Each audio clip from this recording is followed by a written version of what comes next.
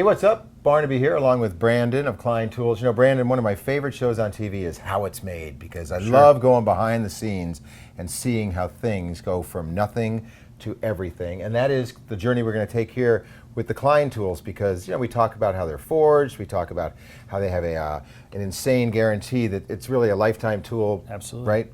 But it all starts with the manufacturing, right? For sure. So let's talk about how really a cylinder of metal becomes a tool of awesomeness. Well, very simply. First thing we do is we make sure we've got quality steel. All our steel for Klein product is proprietary grade. They got 150 years experience of figuring out what works for the best plier, and that's what we're bringing in. So no other tool in the world is going to be made from the same steel as a Klein tool. Boy, it looks like a multi-step process. Absolutely.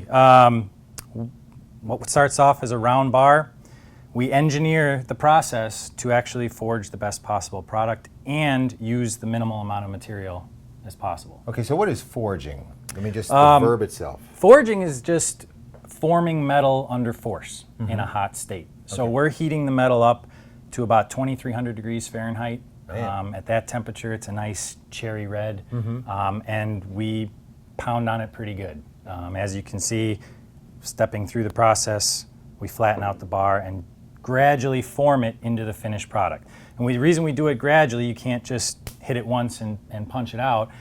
You got to make sure your material flow is good. You don't want defects in your part. You also want to prolong your die life so you can prolong your production. What sort of poundage are you pounding with? These are run on a hammer that's about 6,000 pound, equivalent of a 6,000 pound drop hammer. Okay, a lot of brute force, but also a lot of attention to detail, because along the way you're probably quality checking each step. Absolutely. The hammers we run these on are hydraulic. They're very accurate in terms of controlling energy. So we know, and they're fully programmable. We know when we start the job, it's going to be the exact same as when we end the job in terms of dimensions on the parts. Yeah. Operators also do a visual check of the parts every half hour, make sure that they're up to the visual standard of Klein tools. We want to put the best part out there possible.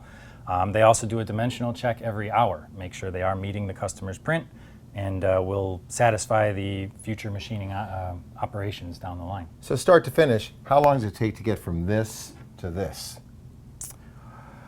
I can tell you from here to here, it takes about 6 seconds.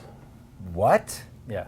That is crazy. Yeah. Yeah, well, but still, top quality material, years of experience doing this, attention to detail every step of the way, and that's how you come out with a tool like this. Absolutely. Yeah. Yep. What do we have here? It seems like a much smaller process. It is. These are run on a different machine, just as accurate, but a different style of machine. This is what we consider semi-automated. It holds the bar vertically and the dies strike horizontally. It's a machine that's built for speed. 228/8s are a very common Klein product, so we like to churn them out as quickly as we can. But it is the same process. It's heated up to 2,300 degrees, pound it a few times, and then punch out the finished parts. The most notable difference between the two, these are actually forged as a left and a right. These are not. The left and rights are determined later on during the machining process. So we actually have one raw forging that can be machined to either side.